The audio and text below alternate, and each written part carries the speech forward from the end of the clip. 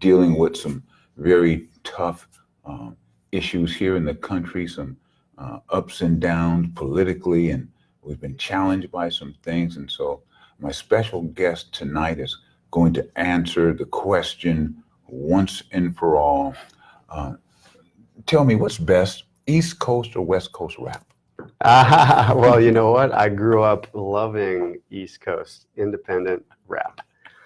I was on the Biggie side of the whole thing. But then, you know, I live in California now. So I like to be balanced, integral, Good, you know, good, both and, good.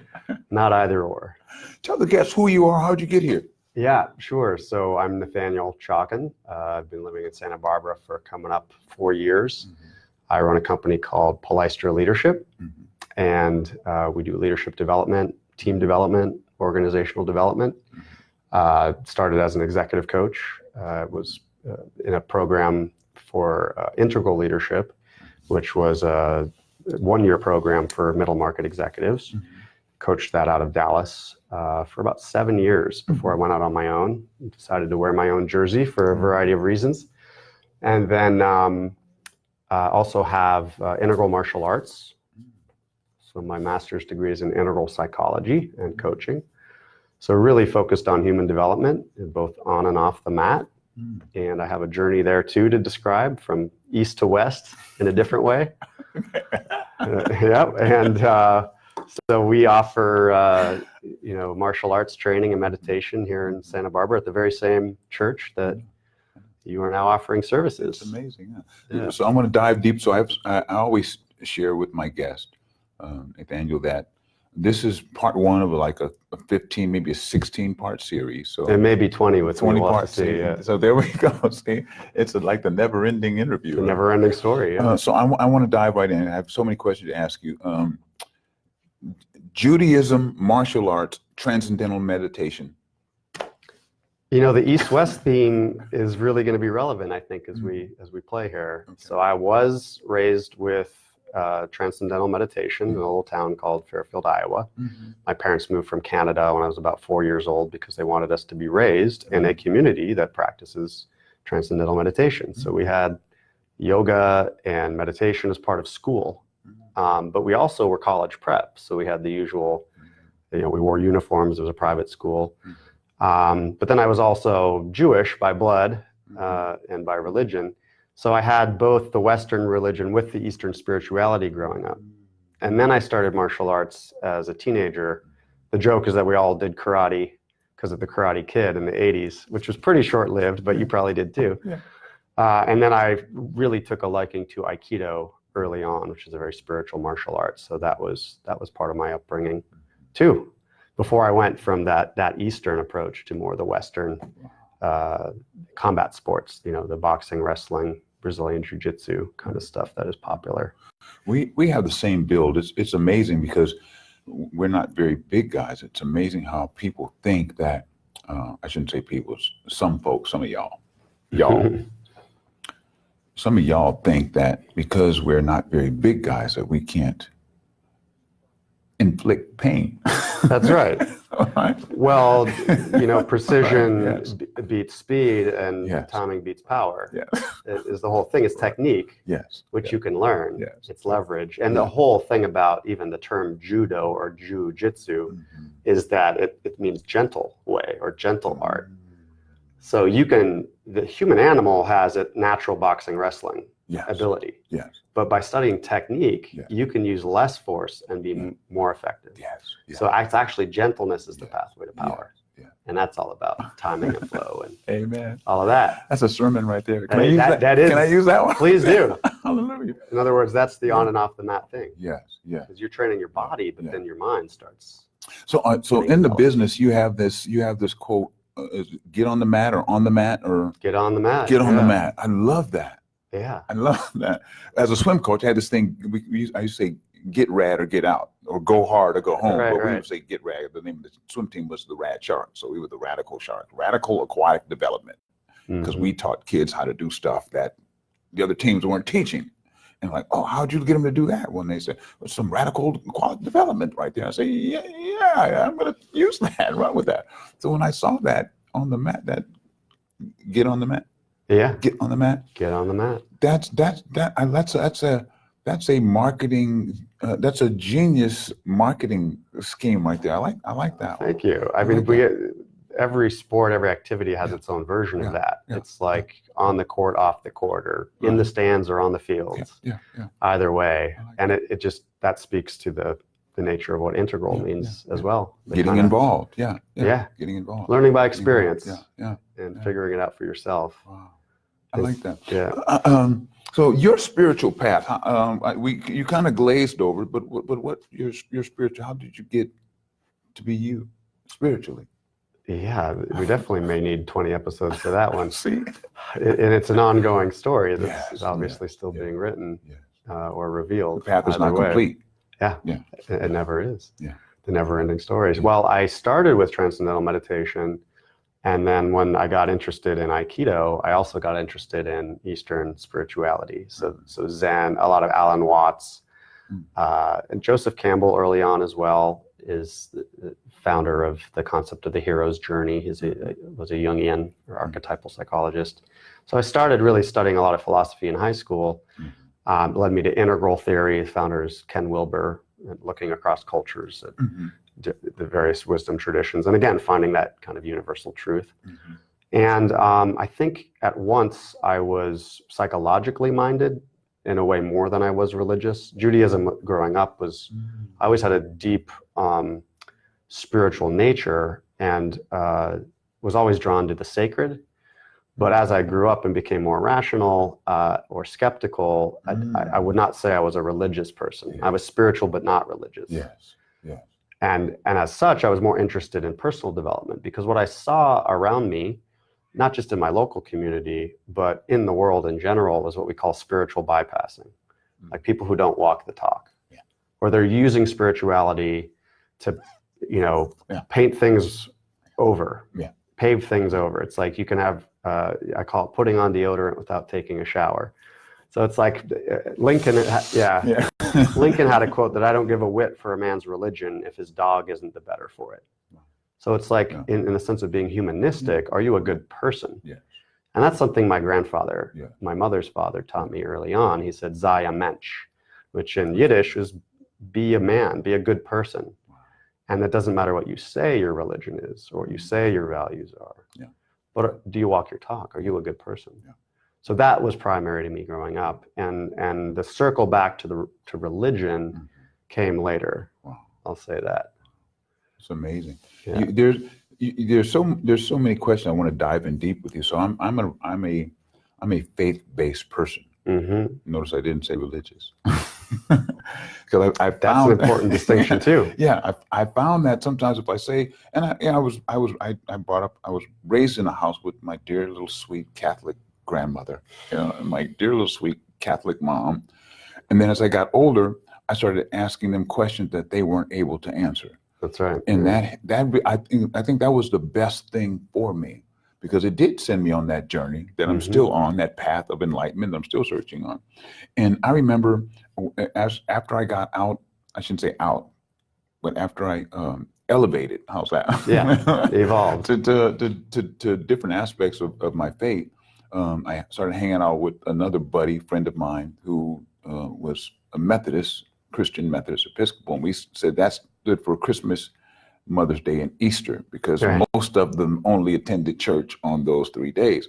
And so those were what they considered their high holy days, right? The other non-high holy days was like my birthday, St. Patrick's Day, which is pretty good, cool day. And there was like the other days there was some, religious tones in there, but there really wasn't any meat in behind there. So we are in the stage in the calendar year of the high holy days. The high holy days. What does that mean to someone who's non-Jewish watching the show? Right. Well, and even to comment first on the difference perhaps between belief and faith. Because as we were just discussing before we started live, that belief often covers doubt. So if you want to arrive to a genuine faith, and all that faith is trust in life. If you want to arrive to a genuine faith, then you have to go through doubt. You have to, in martial arts, we say you have to cross train.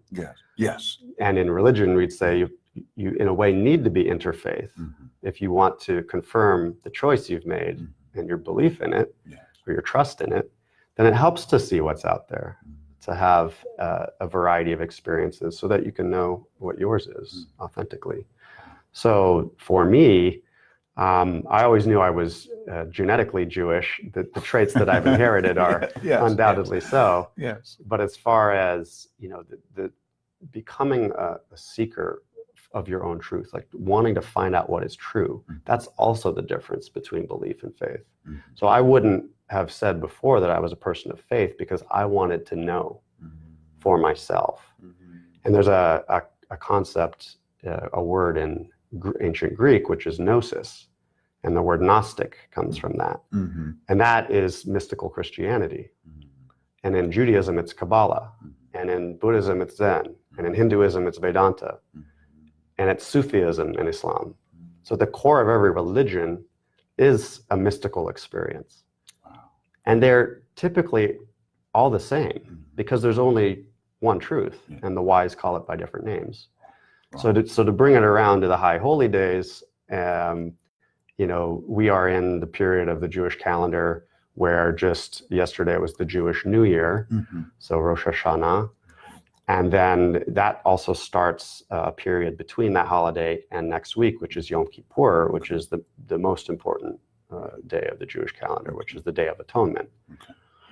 And in my experience, the Yom Kippur contains the essence of Christianity.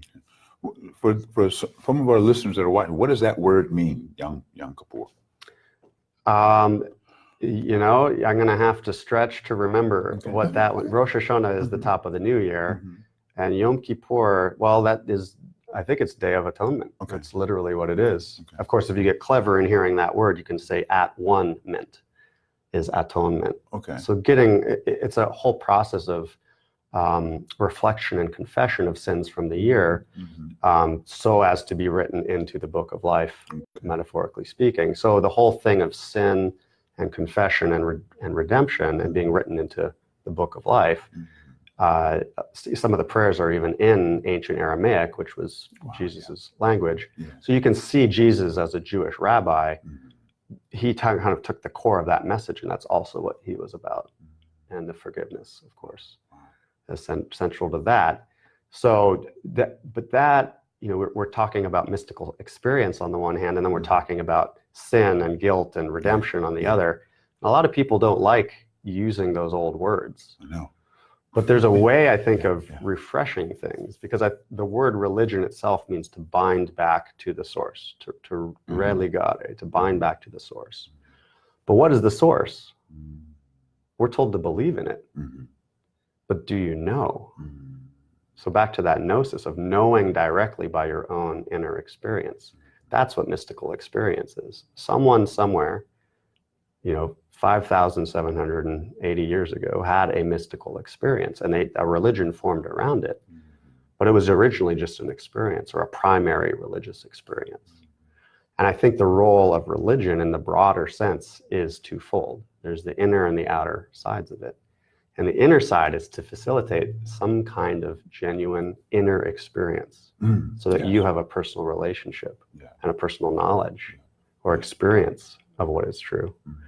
And then once you know your true nature through that experience, it's how do you live in accordance with your own values? So there's kind of the heart of it, and then there's the law, integrity.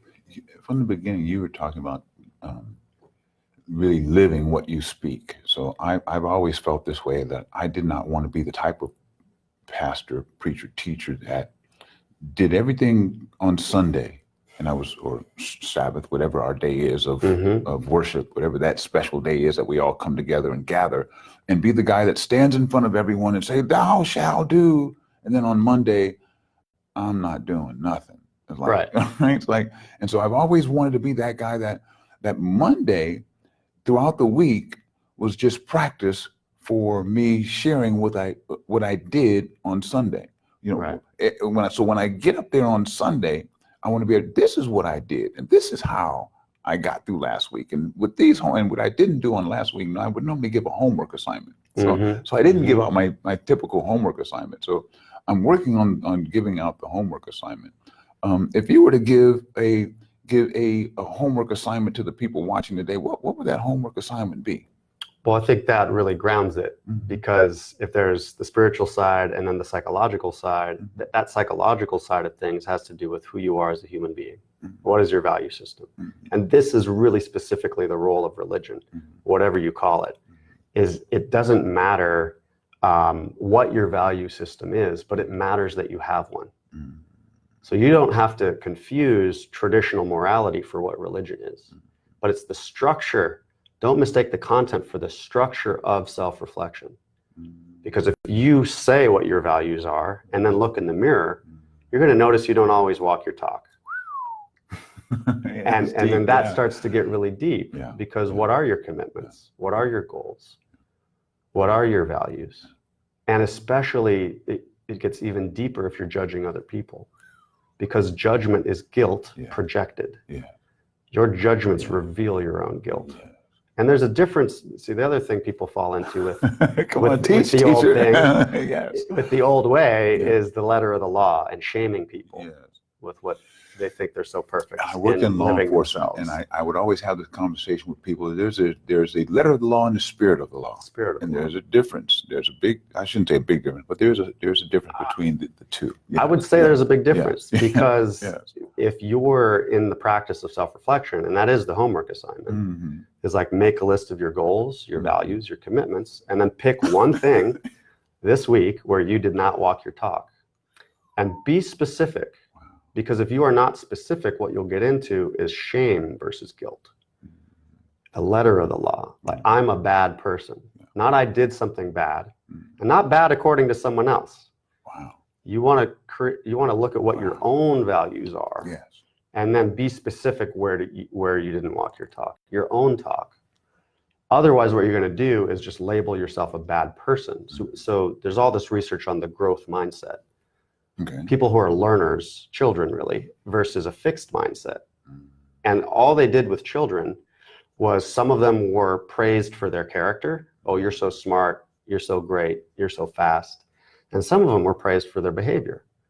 Wow, I really appreciate how you stayed after the game and shot all those free throws. That must feel really great. And the kids who were praised for their behavior were more likely to take on challenges. They're less likely to cheat on tests. They were open to feedback.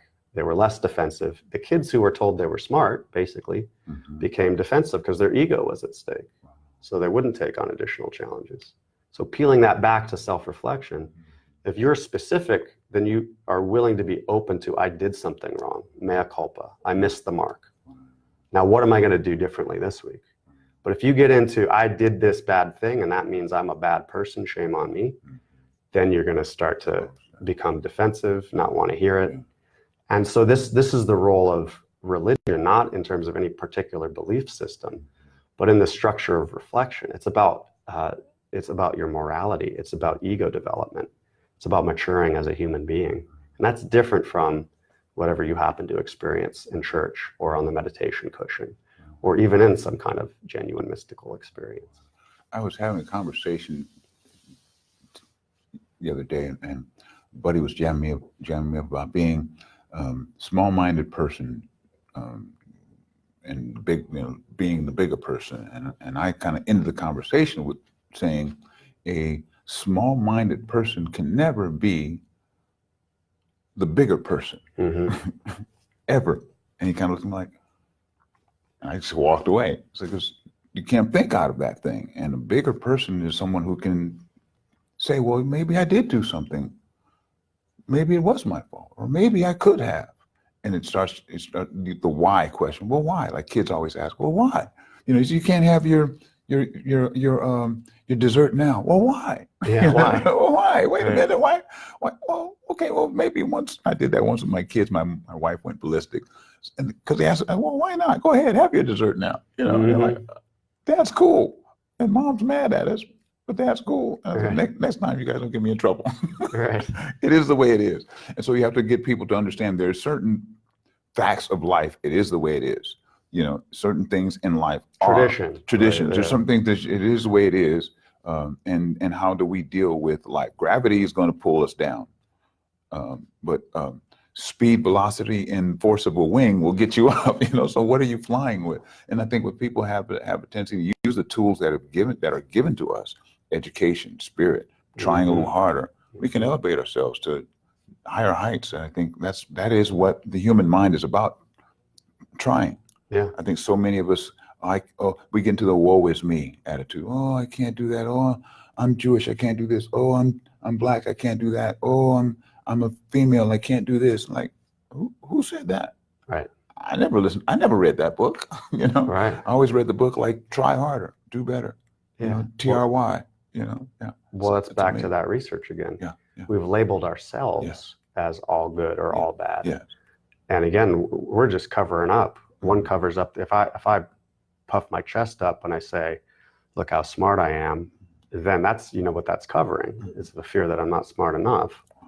So I think that has to do a lot with the shame that we all live in, and why we're not receptive to feedback, or why we do struggle to make changes, or why we get addicted, or why we're depressed. They say 18% of Americans are dealing with some kind of clinical depression. So that's like 48 million I've people. been there. And we've all in a way been there. Yeah. They say there's 10 qualifiers for depression, and you have to meet 6 of them. But what if you get 5? Yeah. What are you, just miserable? Yeah. And so the thing about having a practice of self-reflection, apart from your meditation, but that goes with your, whatever you do, go to church or temple, or if you meditate, that's a different thing, because that's about the continuous improvement project that is yourself.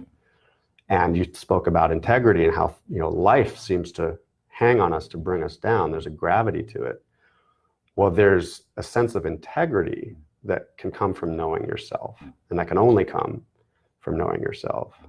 Because if other people tell you who you are, then you're defined by them. You depend on them. Right. They said I was that.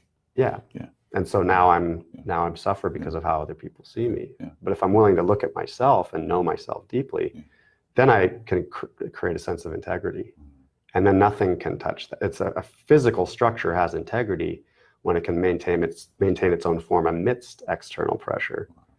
And Gandhi had a phrase about that too that I've really latched onto, MLK as well. They call it truth force. So truth force comes from a Sanskrit phrase, which means satyagraha is the word. And it literally means, satya is truth, and graha means planet. So if you think about a planet and a gravitational pull, like truth has a weight to it that's like gravity. And when it's spoken, it has a way of creating order out of chaos. It will keep you grounded. Yeah. Hallelujah, yes. But the problem with today is that everyone's busy, judging everyone else and speaking their truth when they haven't taken a moment to speak it to themselves first. And you can't get to social justice without it being deeply rooted in personal responsibility or personal integrity. And you could speak your truth and get locked up and still feel free. But if you don't speak your truth and you walk free, then you'll feel locked up inside. So there's a lot about, speaking truth. But if you want to speak truth, then you better speak it to yourself. In other words, before you accuse me, take a look at yourself. As self-evaluation. So that's the essence of what religion is to me. And of course, the experiences that can give us glimpses of altered states. One spot in the text, and I can't remember who wrote it, one of the biblical writers made this statement about let a man examine himself. And that has always stuck with me, that whenever I'm dealing with a person or situation or egos or attitude, I always have to go back and that just kind of echoes, let a Chuk examine himself. And then whenever I do that, it's like, oh my goodness. Then I'm like, oh, then I can see all of my stuff. Like the I can't talk about the speck in your eye. That's what I was going to bring up next. This big old oh, Chuck, you are wearing a really yellow shirt. So how dare I talk about? And once you do that, that takes a lot of that helps me so much in my daily walk. Not so much conviction, but a reality check. It keeps me grounded. That I have work to do. So let me dive into that. Some of the biblical stories and the Holy Writ and the text. How do those stories help you? Because you were already teeing me up with that one. So I mean, this is what Yom Kippur is about. It's like the time of year where you get to look deeply into your own soul and confess. Where are those gaps between what you said was important to you and what you actually did? And there's a sense of fear even about it, of sacred fear. That, wow, maybe I need to bring a lot of awareness or consciousness to what I'm not even conscious of and contemplate what that is. Of course, the best way to do that is just to look where you've been judging other people, because that's the three fingers pointing back at you. And there's so much in Scripture with Jesus specifically. I mean, it's a very profound teaching, a very deep teaching around why forgiveness is at the center of the gospel and unconditional love, and what love is, even as he talks about it. Like, if you're just someone who loves when he's loved, you're no better than the tax collector who gets paid, happy when he gets paid. So what is love really, and how can you come to love someone? And you just touched on one of my favorite passages. There's two of them, but if you're pointing out the speck in your brother's eye, but you have a board in your own, maybe remove that bigger piece from your own eye so you can see clearly. And then you can, of course, point out something for another. And the other deep one is drawing the line in the sand when you're wanting to stone someone to death, and let he who is without sin cast the first stone. That's amazing. That's a reckoning. That's profound. So those two things are at the center of what Yom Kippur is, which is why, again, I'm talking about the confession of sin, but not, see, people don't like that word either, but you know what it means. It means to miss the mark as an archer misses his target. So again, choose your own values, but then see where you've missed the mark of your own value system. And if you find yourself unwilling to forgive, then there may be a reason for that. And it kind of sounds funny, but it's like, I'm not going to forgive you for what I'm still guilty of. It's like, I'm going to judge you as if I'm all high and mighty, but I'm still doing the same thing to myself, to others, and to maybe the very person who's judging me or who I'm judging. There's a text, I think it's in the book of Hebrews, and it mentions about, let us lay aside every sin and the weight that so easily besets us. And I think a lot of times I think you live a pretty righteous life. I live a pretty righteous life. So I don't really live a sinful life. I don't think you live a sinful life, but we carry some weight and some baggage that holds us back. I know I got my baggage, and I think I live a pretty good life, but I got some stuff that I need to unload, Right. Yeah, we all do. Ooh, when I started realizing that, I think I'm a sinless person, but I need to get rid of some of this stuff I'm carrying. How does a person get to unload that baggage? How do we do that? Yeah, well, especially if you think you're really clear, then look at other people around you who you're judging, and they are my mirror for where I'm still off, where I'm not right with myself. That's a process of inquiry or self-reflection. And that for me is, ideally, it's a daily practice, and it's at the center of my own practice. It's not a once a year affair or once a week affair, but to really be in the practice of it. And the reason that's so important is, Freud and Jung and the whole Western tradition of psychology, they have this concept of the ego. And that movie, The Usual Suspects, they said the greatest trick that ever pulled was convincing the world he didn't exist. So the whole thing is like, we don't know what we don't know about ourselves. The eye cannot see the eye. We need a mirror to see ourselves, because they don't call it the unconscious for nothing. But when you're triggered emotionally by something, you're upset by something, or you're judging something, you can ask yourself, well, is this informing me or is it affecting me? And if it's affecting me, that's the litmus test for shadow, or for there's something unconscious about myself I'm not aware of that I'm projecting onto you. Think how far a little bit of this would go in the world today when everything is so polarized. We have enemies all around us. Yeah. We have people who don't get it. We have people whose values we don't share. It's worse than we agree to disagree. It's like we're opposed to the way people are. And, I oftentimes will say, I'm not so into politics, I'm into personal development. Because being political is different than, mounting your own defense, or the way a dictator uses a lawyer to defend himself. Those checks and balances, not to get political here, but those checks and balances are for the executive power to make. It's like we placed that in a democratic government deliberately in place so that the judiciary would be the check and balance to executive power. It's like we put that deliberately on ourselves. So the whole thing about the unconscious and the ego is like, I need to have a daily check and balance. When I notice I'm judging someone else, I need to have a way of looking at myself and checking myself. Otherwise, I'm corrupting the mechanism. It's like if you don't recalibrate a scale from time to time, everything it measures is off. I won't even know myself, let alone what's true in the world. Wow. I think my wife, every day she gets on her scale, she thinks I've been tweaking. Right. I've been messing around with her, with the calibration on her scale, but I haven't, honey. I haven't touched it. We were talking about. Tell me a little bit about you have a master's degree. Share a little bit about your master's degree. I have 360 degrees, so I probably have more. But all right, that's another association with executives. We have them do 360 feedback. So speaking of looking in the mirror, but integral psychology. So the best way I could describe that is it's a holistic approach that is both psychological and spiritually oriented, but it also is developmental in nature. So it looks at human development. We were just talking about ego maturity or ego development. And really you can look at any living system and it goes through these discrete stages of development. And we know that children go through those stages.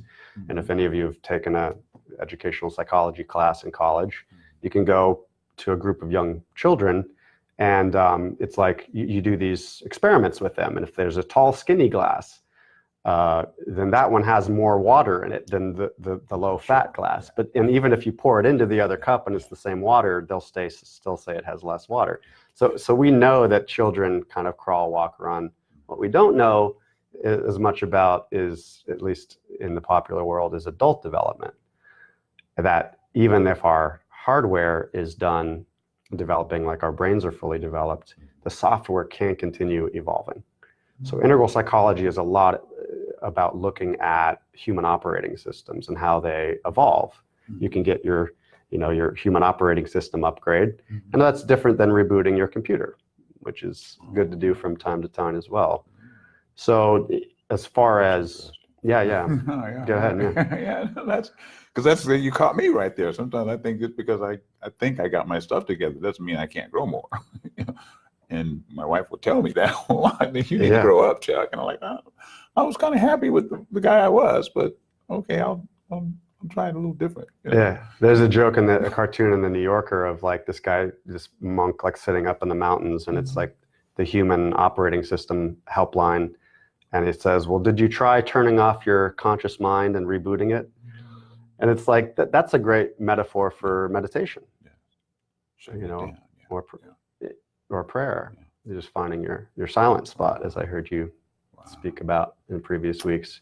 But the upgrading of the operating system, that's what we're talking about when we talk about self-reflection and continuous improvement, incremental improvement. Same thing in martial arts. Bruce Lee said, all knowledge is self-knowledge. Well, that's the metaphor we're talking about. In exactly the same way as when you're training on the mat in whatever you do, and you're looking in the mirror and you're making adjustments, or you're sparring and you're finding out where the holes in your game are, where the mistakes are being made. And then you're wanting to put yourself right back in that place again so you can study it and close that gap and evolve, grow, learn. That's what we're doing as human beings in life.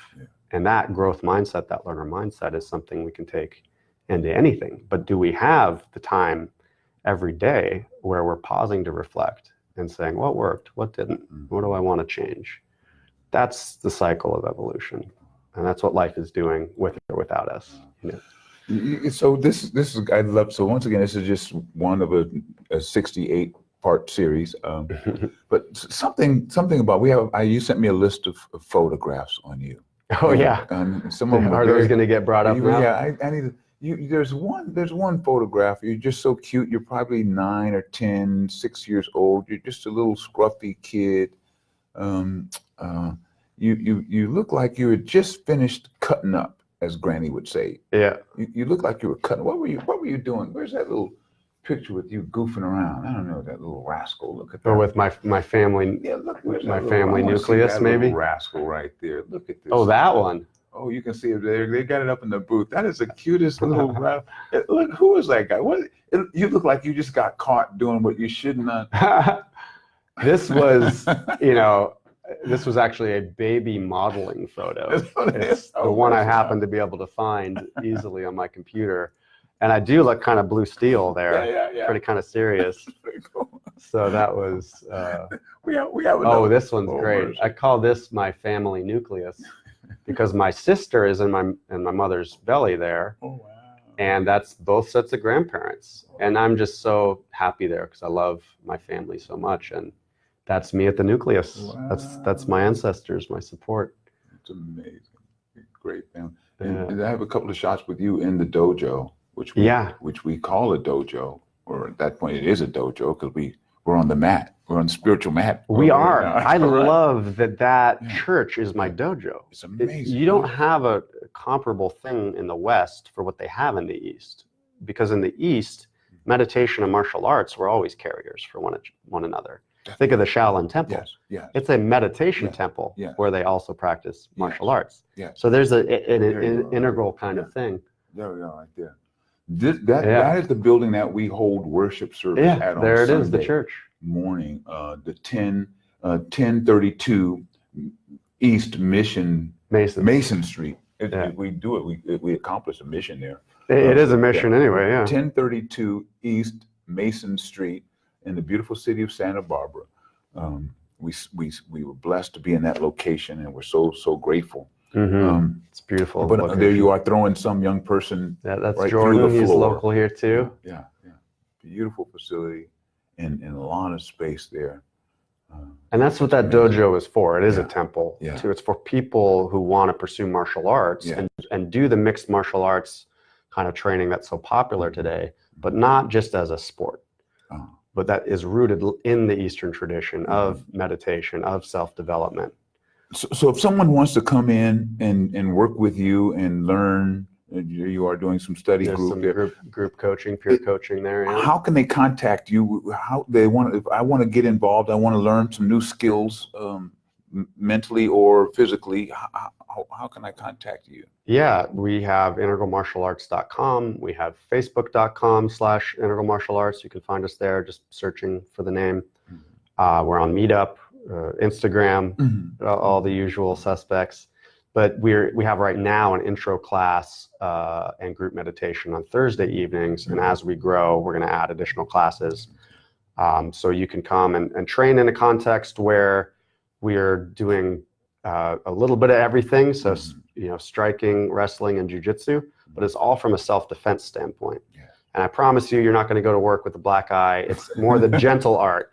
Gotcha. So we do a lot of form, like in the Eastern tradition, and then we do like aliveness drills. So it's a lower level of resistance, not fighting as such. Yeah. So it's the gentle art, that's for sure. Okay. And there's a group meditation before. Oh, okay. Yeah. Okay. So you are a man of many talents and many skills and many gifts and many blessings, and I got a lot of that too. Mm-hmm. And but there's one picture that we have of you, just mind blowing. I don't have my own bobblehead. Yeah. Can I get a picture? I had to include that one for sure. I need my own bobblehead. That's right. Can I get one? You can actually. So this is. I want to sit there. Yeah. This one came as a gift. So I love that, dog. Yeah. It looks like it's like you too. It's from one of my clients. Yeah, one of our clients. It does look like me, doesn't it? That's pretty good. It says "get on the mat" on the bottom too. You can't see that there. I gotta get me a bobblehead. I think that's what I'm gonna do. I'm trying to do this. I'm gonna try to get a bobblehead doll, sit here, and then everybody that comes on the show, I'm going to give them a bobblehead doll as for coming on this. That would be a good gift. That's great. Yeah. Very classic. Huh? I know they must do Pez dispensers. Get a nice too, shirt, but yellow shirt. Holiday yeah, shirt. that's great. That's great. You would look good as a bobblehead, I think. Yeah, that's cool, huh? People would press my head and I'd bobble and shake there. I'd be on the front of somebody's Volkswagen going down That's right. State Street.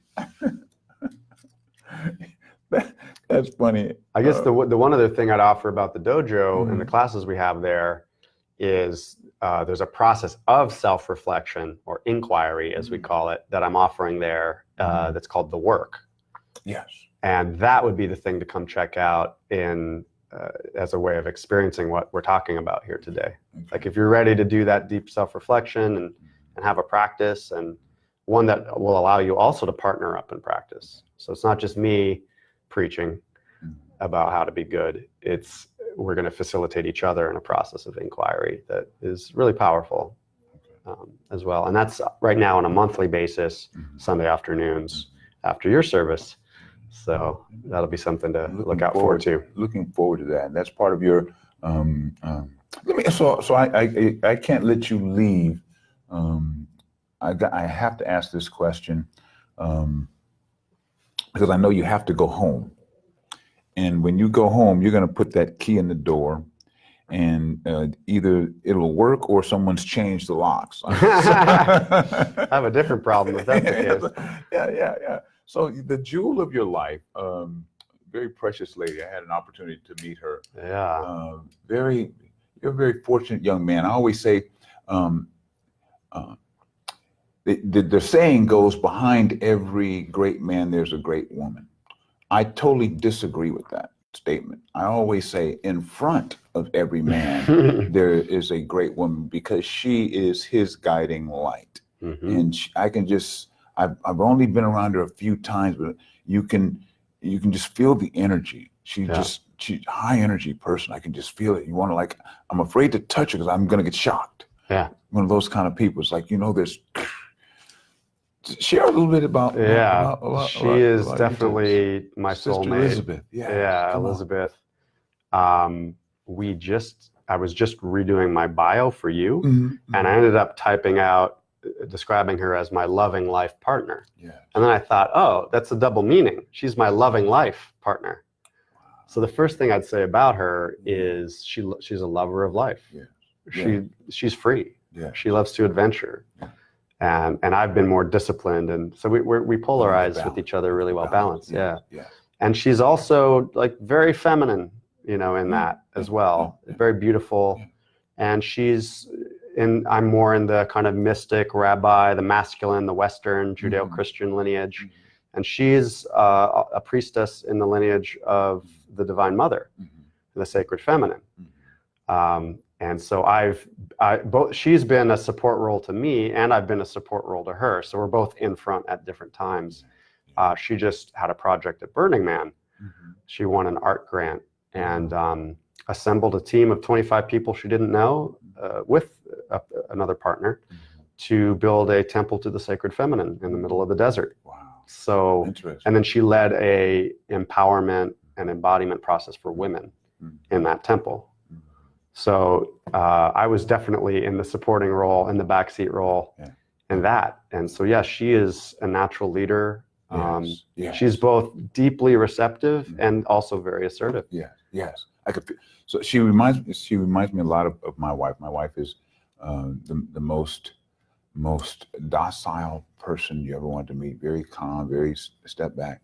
But if you light that candle, Doc, if you put fire to that fuse, it'll explode on you. Yeah. And I love that about her, because she is that. And I see the same thing in Elizabeth. I see the warm, compassionate person, and I also see the explosive power behind that person. And that to me, that's our biggest gift. It's like, wow, this person has so much power, and just if you see him walking by, you wouldn't even, but then you get a chance to talk and get to know them, like, wow, Wow. And so that she is a wow person to me. Yeah, Okay. she is to me too, I'll Right? tell you. It's amazing, Well, right? even the title of our talk today, a mystical experience, mystical makes it sound Yeah. like it's something Yeah. hidden. No. But No. if you meet someone who holds a lot of presence Yes. or aliveness Yeah. or gravitas, to use that term again, Mhm. gravity, Mhm. like you know something different is Yes. going on Yes. with that person. And it's often Yeah. through Yes. the eyes that's Yes. the window to the soul. Okay, so there you go. So when I met my wife, she is the best friend. My best friend and her best friend were dating, Mm-hmm. and so she's going to be mad at me if I tell the story. But I like telling the story, and I like getting her mad at me. But when I went, my buddy said, "Hey, my girlfriend's looking for a prom date. Go across the street, high school. Go across the street, meet her. It's 8 or 9 o'clock at night. I go across the street, knock on the door opens up, and here's this little lady in his early 70s, give or take, and she's wearing big rollers, she has very long hair, big soup can rollers, Oh, wow. and she was wearing the Noxzema Uh-huh. facial cream, it's a white powdery cream that the ladies put on to do what they do. And when I looked at her, I looked from the bottom up, I looked up, and she was wearing this long moo gown, so I really couldn't see her body. Everything was all covered up, and the face was all covered. I couldn't really see her, but what I could see was the darkness of her lips, the darkness of the nostrils of her eyes, of her nose, and her eyes. Mm-hmm. And once I glanced into her eyes, I said, "You're the girl I'm going to marry." Wow. And she said, and a quote, "Fool, get off my porch." Boom. You door. actually said that to her too. Yes. Wow. And I said, "Okay, but I'll be back." Wow. I've heard of like the knowing right away, but I never knew that. I never heard that quickly. I knew. And through all of our ups and downs, 40 years, we were celebrating 40 years come March. But I knew it was something about when I saw her eyes, because I couldn't really see anything else. Yeah. Nothing else exposed anything that you would fall in love with. Big rollers and white face and moo on. But once I saw the eyes, it's like, I knew. No one else. Like, that's the one I'm going to marry. My mom said, "You're crazy." My granddad said, "You're crazy." My buddy says, "Chuck, you're stupid." And like, well, yeah, I agree with all of that. However, yeah. That's the one. And it's That's amazing how when you just, how'd you guys meet? We grew up together, See, actually. And although what I'll say is timing is everything. Yes. Because speaking of the opposites again, if she was like, the free spirit growing up and I was super disciplined, I think if we'd met earlier, we just, like some things that burn hot, burn fast. Yeah. But we took enough steps towards the middle to each other and we're more mature when we met. So we just met last December, but she came out to visit in January and she never left. So I knew I had that same feeling. I mean, we both did when we reconnect. We'd circle each other for over 20 years. I saw her in theater plays growing up. She's an actress. So she's would do that, and then we circle around, and then we really finally sat down and connected. So it's a beautiful thing. What is next? What's next for you? Is there a next for you? Do you have something on the burners that you're reaching for, or something that are you just laying back? I mean, what are you doing? A bit of both. I know better that there's the whole thing of man plans and God laughs. So I've learned enough times that my ego has a will. Yeah, I've been laughed at. And my will be done. And then, it's not so funny when actually there's a different plan. And so I'm in one sense waiting to see what that is, but also definitely have an initiative on the front burner, which really has to do with my professional work. So, there are, actually you and I, we could talk about it this way. We spoke about the pyramid structure that tends to go with a lot of learning. Yes. And I was passionate about education and alternative education as a kid. So the pyramid structure is there's a teacher at the top and the students sit and get, or there's a pastor, preacher at the top and the people in church sit and get, or there's a leadership trainer at the top or a coach at the top and the clients sit and get. And that structure is being democratized, so it's more circular, which means there's a learning forum, which means it's collaborative learning, which means everyone has a voice, which in my world means, leadership and coaching are normally executive perks, or at most they're for high potentials. So if you're a part of an organization, if you get to be an executive, you might get an executive coach or leadership training. But what if that could be for everyone? What if you could democratize access to that? What if business could become a place where people actually go to grow? So that's been the mission that we've set out on with Pastoral Leadership. And the way that we do that is through a process. We help scale leadership and coaching across the whole company through a peer coaching process, which of course, when you don't get better watching me do push-ups. And what coaching does is helps facilitate a leadership mindset. So things aren't happening to you, they're happening for you. And you can easily shift from being in the back seat to being in the front seat, from complaint to commitment. So coaching produces leaders. Yeah. They decide what they want and they take action steps towards it in a constructive way. So but how do you provide a coach for everyone? Well, you have everyone be a coach. And then you and I can partner up in practice. So that's what that forum structure is. And then we have peer coaching and feedback tools to make sure that everyone's growing week to week. We build it in-house. So it's not just for leaders and it's not a training. So it's totally disrupting the leadership training paradigm. It's like the dojo. It's the community of practice. And we find when people practice together, that's what builds trust. But not just the kind of trust where you share about yourself in an open forum and everyone makes sure to hold confidentiality. That's super important. But there's a different kind of trust you can build. And that comes from moving through conflict together. So we help teams really do conflict well too, to get to the trust that's on the other side. And you were just before talking about Michael Jordan. We often use that analogy of the Chicago Bulls in the 90s had some big egos on that team. There was Jordan, Pippen, Rodman, and the whole thing about Pippen scoring the most number of points, but the team losing the game. And so they brought in Phil Jackson, who was a Zen coach. He was a mindfulness teacher. And he taught them, like, if you are willing to pass the ball to the guy who always has the high percentage shot, then the team will win every time, even if you lose. So there's this team flow, 5 fingers on a hand kind of thing, that level of trust and coherence and connectedness that, and that really helps people feel like they're in a place where they belong. So again, if you look at Maslow's hierarchy of needs, you survive and then you want to belong. And especially the millennial generation, they're the loneliest generation potentially in history, even though they're more connected than ever. So when you think about wanting work to be meaningful or engaging or fulfilling, that comes from human relationships. Yeah. If I have any secret sauce, it's taking what I feel on the mat with the people who I roll around with and practice with, or what I feel in church, in fellowship with others, or synagogue. Yeah. And like, can we bring just a little bit of that into how we relate to one another at work? Yeah. Wow. So that's the spirit of it. That's amazing, because that's what I've been trying to do, or my philosophy in my pastoral leadership. I don't want to just be the pastor. I want a congregation of pastors. And I enjoy sitting on the front row, being ministered to by the congregation. Minister, I need help too. I'm not here just to get you guys over. And that's what I've tried to build, is that type of congregation where we are all at the same level, and there's no big I and small you.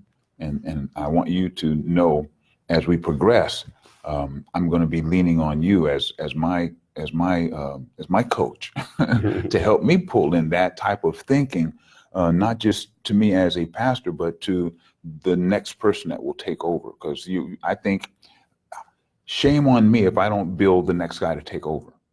That means that it was about me from the beginning. Yeah. A lot of organizations, spiritual or otherwise. Right. Yeah. I want to build at least 5 or 6 guys, 5 or 6 people, 5 or 6 ladies, 5 or 6 human beings that can do what we duplicated here. This is the fourth spot that we've been at, that we've been able to build, grow, and move on. Well, to make a plug for your services, which you're just in the second one at 1032 East Mason, but I genuinely was moved in my heart to sit in that congregation with you, because of how you gathered up a little bit of what everyone offered, and that you offered that circular structure in the first place for everyone to have a voice. And even your wife, she kind of had like a confession in front of everyone that was so beautiful. Yes. That's the kind of community that I want to be a part of. So I would recommend that to everyone to come out, even if you're not religious, and especially if you aren't. Yes. Because that's the kind of community that has been missing, because especially millennials have thrown away their traditional community structures. Wow. And so it's missing. Yeah. And that's why we call it the community worship service. It's not this religion or that fact or this, nothing. It's just, I just want to bring folks that just want to love on or need to be loved on. There was a gentleman who was traveling. He just needed somebody to love on him. And I didn't expect it to happen, but somebody else says, let's love on this guy.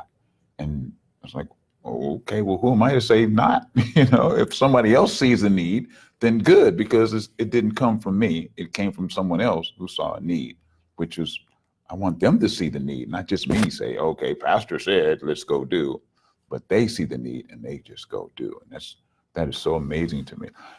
We've got a few more minutes left. How did you get to that spot? Yeah, well, I'll answer that, and I just want to add one thing. It's like the love. Oh, it's the love that's palpable in the church when people are connected in that way. I think that's what people are yearning for. So just to plug that again, like that's the experience, and thank you for that. Wow. Yeah. But how I found the church. Yes. You ready for this? Yes.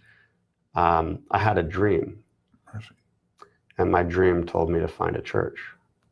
So I woke up in the morning and I Googled for a church, and I found that church. Now, I'd been looking for a dojo space for 6 months.